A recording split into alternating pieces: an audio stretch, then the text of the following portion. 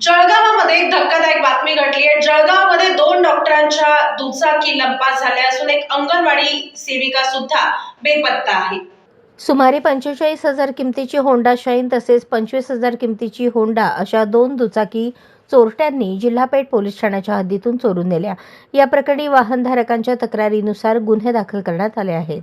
नयन भीमराव संदानशिव वय 25, मूळ राहणार भीमनगर अकोला शासकीय महाविद्यालय रुग्णालय जळगाव हे प्रशिक्षणार्थी डॉक्टर आहेत। त्यांच्या मालकीची 25,000 रुपये किमतीची होंडा दुचाकी क्रमांक MH30BE 0035 ही 20 मार्च रोजी रात्री 8 वाजता शासकीय वैद्यकीय महाविद्यालयात सिव्हिल सर्जन यांच्या ऑफिस समोर पार्क केली होती। चोरट्याने दुचाकी चोरून नेली। या प्रकरणी तक्रारीवरून शनिवार दिनांक 22 मार्च रोजी जिल्हापेठ पोलीस ठाण्यात गुन्हा दाखल करण्यात आला आहे।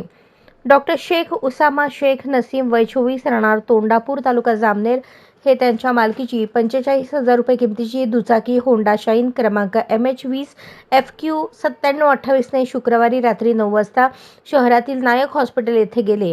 गेटच्या खालच्या बाजूला दुचाकी लावून ते कामासाठी निघून गेले। रात्री 9:30 वाजता परत आले असता त्यांना दुचाकी दिसली नाही।